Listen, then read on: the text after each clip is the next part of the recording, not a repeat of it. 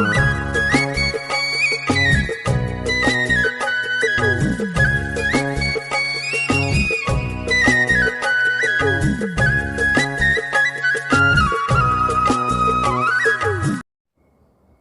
गणेशाय नमः। ओम वक्रतुंड महाकाय कोटि सूर्य समप्रभ निर्विघ्नं कुरु मे देव सर्वकार्येषु सर्वदा। रोगान् शेषानपहंसि तुष्टा रुष्टा तु कामान् सकलानभीष्टान् त्वामाश्रितानां न विपन्नराणां त्वामाश्रिताय श्रियतां प्रयान्ति। नमः शिवाय शाम्बाय हरे परमात्मने प्रणतक्लेशनाशाय योगिनां पतये नमः। अखिल कोटि ब्रह्मांड नायक पारब्रह्म परमात्मा पराम्बाबक के पावन चरणों में कोटि कोटि दंडवत प्रणाम करते हुए भगवान के परम भक्तगण, माताओं, बहनों, आपका मैं स्वागत करता हूं अपने चैनल में। आपका पंडित हरिओम शास्त्री। आज के सत्संग में हम कथा श्रवण करेंगे कैसे एक कुतिया भगवान की कृपा से और ब्राह्मण के चरणोदक से उद्धार होने के बाद बन गई स्वर्ग की परम सुंदरी अप्सरा उर्वशी, जिसका नाम था। ये अद्भुत प्रसंग स्कंद पुराण में वर्णित है, जिस पर आप और हम आज सत्संग करेंगे। सज्जनों, एक समय की बात है कि कश्मीर नगरी में एक परम तपस्वी तेजस्वी ब्राह्मण रहा करते थे, जिनका नाम था देवव्रत। उनकी एक सुंदर पुत्री थी जो मालिनी के नाम से प्रसिद्ध थी। समय आने पर उन ब्राह्मण देवता ने अपनी सुपुत्री मालिनी का विवाह एक संस्कारवान द्विजश्रेष्ठ सत्यनिधि नाम के ब्राह्मण से किया। वह मालिनी जितनी देखने में सुंदर थी, उतनी ही चरित्र में कुरूप थी। उसका विवाह तो हुआ, परंतु वह पति से केवल वस्त्र और आभूषण तक का ही संबंध रखती थी, उसकी हितैषी नहीं थी। वह परपुरुषों से संबंध रखती थी। काम काज के बहाने कोई भी पुरुष उसके यहां उपपति के रूप में रहता था। अनेकानेक जार पुरुष उसके यहां किसी न किसी बहाने पर ठहरते थे और पति की आज्ञा का पालन बिल्कुल भी नहीं करते थे। इस दुराचार के कारण समय आने पर उस मालिनी नाम की स्त्री के शरीर में कीड़े पड़ गए। उसके नाक, कान, जीवा, यहां तक कि अंग प्रत्यंग में कीड़े पड़ने लग गए और इसी अपार कष्ट को सहन करते हुए एक दिन वह अपने प्राणों से हाथ धो गए और पति की अवहेलना करने का और दुराचार करने का परिणाम यह प्राप्त हुआ समझो कि वह आने वाले जन्मों में नाना प्रकार की योनियों में जन्म ली। 100 जन्मों तक वह कुत्ते के रूप में जन्म ले चुकी, पशु पक्षी की योनियों में जाकर के, और 1,00,000 वर्षों तक उसे तांबे के पात्र में और यमराजों ने पकाया और 1 अरब वर्षों के बाद नाना योनियों में जन्म लेती हुई वह एक सोवीर नगर के एक ब्राह्मण, जिनका नाम था पद्म बंधु, उनके यहां पर पुनः एक कुतिया के रूप में उसने जन्म लिया। ये जो ब्राह्मण के घर की कुतिया बन गई और उन ब्राह्मण ने देखा कि एक कुतिया का बच्चा आया है तो दया करके और उसका पालन पोषण वो करने लगे। घर के बाहर उसको रोटी डाल दिया करते और बचा खुचा जो भी सामग्री मिलती उसको दे दिया करते थे। उस पाप के कारण इस जन्म में भी वह बड़े कष्ट में थी। उसकी पूंछ, कान आदि कटे हुए थे, उसके सर में कीड़े पड़े हुए थे, फिर भी वह ब्राह्मण परिवार दया करके उसको बचा हुआ भोजन डाल दिया। एक दिन की बात है कि वैशाख के महीने में द्वादशी तिथि थी और पद्मबंधु ब्राह्मण देवता के जो पुत्र हैं वह नर्मदा जी में स्नान करके लौट रहे थे और जैसे ही स्नान करके आए हैं, प्रातः काल का समय था, सूर्योदय के पहले की बात है। घर के अंदर जाने के पहले ही ब्राह्मण ने जो तुलसी की जो वेदी बनी हुई थी उसके पास में ब्राह्मण ने अपने गीले कपड़ों को बदला और अपने चरणों को धोया। योग की बात है कि जहां पर ये तुलसी की वेदी के पास चरण धो रहे थे वहीं पास में ही ये कुतिया पड़ी हुई थी। उन ब्राह्मण के पुत्र का चरण धो करके जो जल बहा था वह इसके ऊपर गया और उससे उसका स्नान हो गया। और ये पावन तिथि में ब्राह्मण के चरणोदक से और तीर्थ के जल से जब इसका स्नान हुआ तो उसको पूर्व जन्मों की स्मृति हो आई।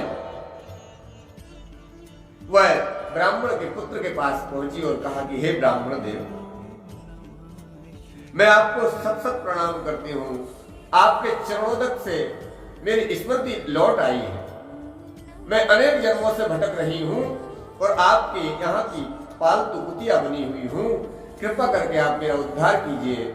आप वैशाख महीने का पुण्य फल मुझे प्रदान कीजिए। जो आप व्रत करते हैं, जो तप करते हैं, जो जप करते हैं, उसका फल मुझे दे दीजिए, मेरा उद्धार हो जाएगा। ब्राह्मण पुत्र पद्मबंधु ब्राह्मण के पुत्र ने कहा, अरे कुतिया, सब अपने अपने किए हुए कर्मों का फल भोगते हैं। तूने जो पाप किए उसका फल तुझे मिल रहा है। कोई किसी को सुख दुख नहीं देता। जैसे सांप को यदि सरकरा शहद मिश्रित दूध भी दिया जाए तब भी वह जहर ही उगलेगा। उसी प्रकार पापी को कितना ही पुण्य दिया जाए उसके पुण्यों में वृद्धि होने वाली नहीं है। इसलिए मैं तो ये अपने पुण्यों का एक अंश भी देने वाला नहीं हूं। ऐसा कहकर के वह ब्राह्मण पुत्र अपने घर में चला गया। ये कुतिया बड़ी दुखी हुई। हे ईश्वर, मेरा उद्धार कैसे होगा?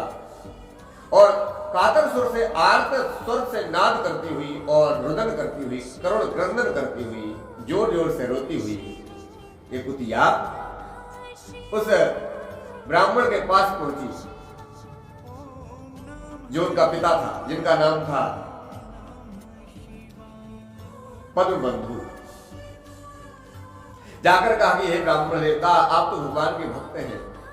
जैसे जनार्दन भगवान श्री हरि विष्णु दयालु है, अपने भक्तों का उद्धार कर देते हैं। भगवान ने तो संकल्प भी ले रखा है कि सन्मुख होए जीव को ही जब ही जन्म कोटि अविनाश ही तभी। जब जीव मेरे सन्मुख आता है तो करोड़ों जन्मों के उसके पाप में नष्ट कर देता हूँ।